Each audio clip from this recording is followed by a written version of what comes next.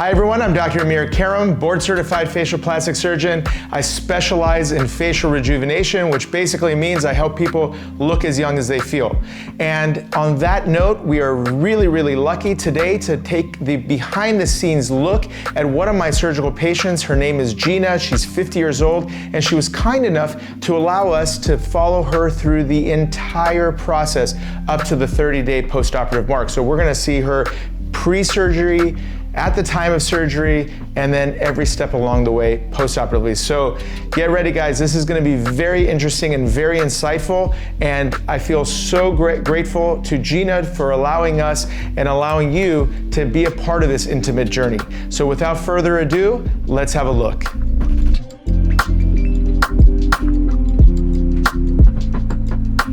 So Gina, you're 50 years old. Yeah. When did you start thinking about this and considering this? Probably seriously about a year ago. I don't want to go from super wrinkled to tight here. Yeah. I don't want it to be a severe, dramatic change. Yeah. I want to do it when it's not so severe. Tomorrow we're going to do a vertical restore.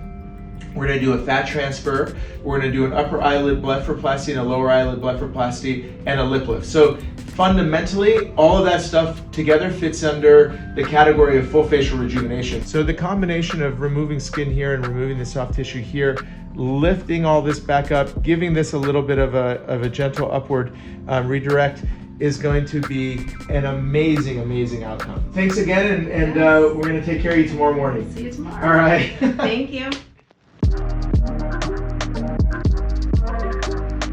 All right, so Friday morning, the day has come.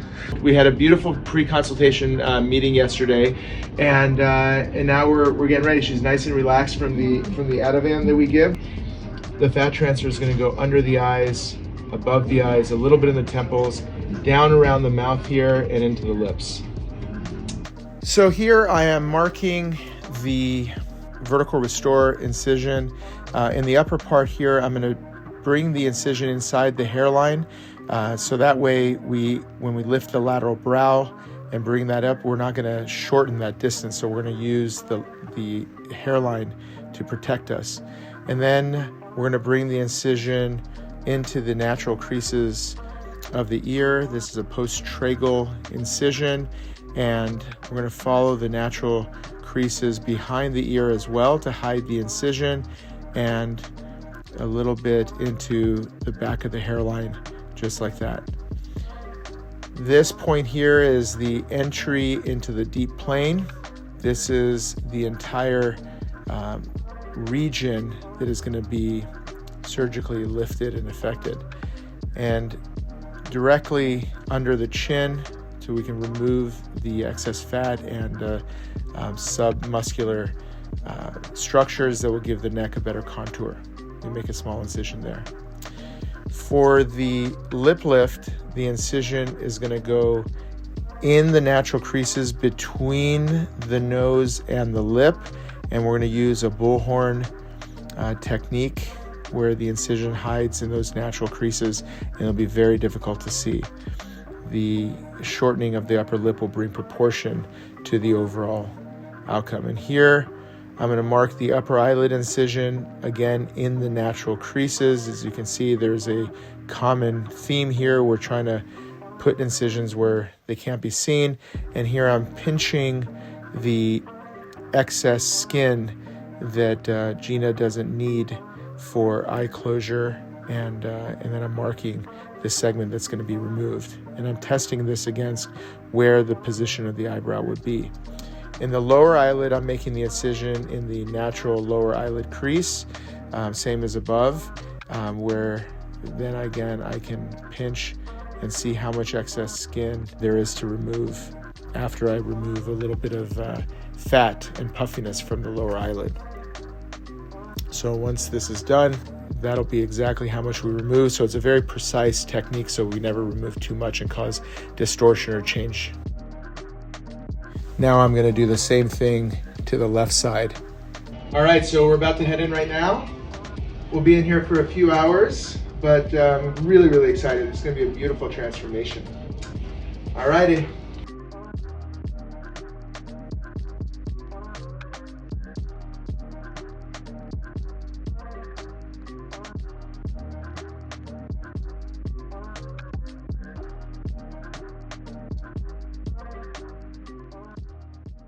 All right, that's a wrap. We just finished up the case. 1 week ago today, I came in, I had the lip lift, the eyelids, under eye, and fat transfer. So basically, exactly like a full facial rejuvenation. Full thing, yeah. Sort of taking care of all the different components. And it has been way easier than I imagined. Like, so much easier. Relatively no pain whatsoever. I think the day of my surgery, when I got back to my Airbnb, I took 1 pain pill that afternoon, and I think maybe 1 that night just to sleep. But I woke up the next morning with no pain, very swollen, of course, just a little sore and uncomfortable, but absolutely no pain that I needed any pain meds. I did have Tylenol on hand. I didn't take that either. People say I have a very high tolerance for pain, so that may not be the thing for everyone, but for me, I didn't need it. The swelling was substantial, and I think it got a little more swollen over time and bruised, but now I definitely think I'm on the decline now. Everything's starting to feel right and come down, and I'm starting to see me under there a little bit. I'm thrilled with everything I'm seeing. I love my lips. The eyes are amazing. I can see where it's gonna end up, and I'm already over the moon with it. I'm so excited. I love that. And I think I'm going to touch on a few points that Gina brought up, because I think she is basically expressing what sounds to me like total trust in the process, right? I mean, you completely gave yourself to the process, understood that at the end everything is going to look phenomenal, and this intermediate phase is just a phase, and however it, I mean, right now you're obviously nowhere near what you're going to look like. Literally just 1 more week, it's going to be a massive difference from where you are. It's a massive difference from 3 days ago. Exactly. And so just to kind of simply inform, the process is swelling increases over the first 3 or 4 days after a procedure, and that's true for almost any type of surgery. It's this concept called third spacing, where it's leaky tissues and everything gets swollen, and then the swelling starts to reabsorb usually around the 5th day, and that coincides with basically 2 days ago when you started noticing, oh, finally I'm starting to move in the right direction. So this entire next week is going to be like every day you're going to wake up to a nice little surprise. It's going to be better than the day before. Yeah. And then it goes into the next phase of recovery, which is long-term improvement over time. That's like little things, like some swelling over here might still be there at 2 weeks, and that'll get better by a month, and then 3 months it'll look better, and 6 months it'll look better. But many of that stuff you won't even really be aware of. It just be subtle, and you're just, it's like if we see you at different points, it's like 6 months looks better than 3 months, and a year looks better than 6 months. It's that type of thing. Right. But we'll be celebrating the changes as early as like a week and a half from now, which is incredible. Yeah. And so your attitude, I think, has played a big role in this, and I think for anyone who's coming up for this procedure, just keep in mind that that sort of release and not worrying about the details, not worrying about the moment-to-moment changes will make the entire process so much easier. So again, thank you so much, Gina, for letting us kind of catalog this process. I know already, from the stuff that we've posted already, so many people have been so grateful for your willingness to share, but also it's been giving a lot of people a good understanding of what we're doing and everything. Yeah, so that's so awesome. I know there's gonna be more to come as the weeks go on, and we'll keep everyone posted. I am 4 weeks out from having my vertical restore, my upper and lower eyelids, my lip lift, and my fat transfer. I could not be happier. I am loving the results, and I know it's just going to keep getting better and better. My scars are looking amazing. There's like hardly anything left. I love my neck. I couldn't be happier. Just wanted to reach out and say thank you and show you what 4 weeks post-op looks like. Thank you so much.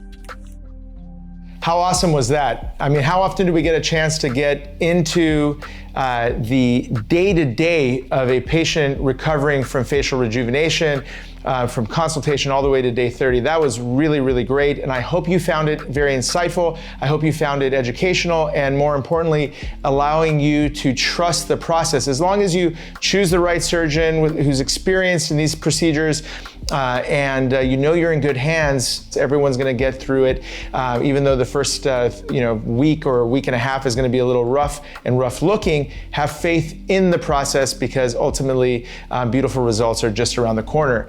So if you want to see a little bit more about the consultation process, follow the link here. If you want to learn a little bit more about vertical restore and facial rejuvenation and the entire gamut and the thought process that goes along with each of these procedures, there will be more videos to follow this one as well. If you haven't already, make sure you subscribe to the channel. We download 2 facial and skin rejuvenation educational videos every single week, with the goal of trying to make this a seemingly complicated subject very digestible and understandable, to help you navigate through it and make good decisions for yourself. Share it with friends and families. Our goal is to get this to as many people as possible for the very reasons I just mentioned.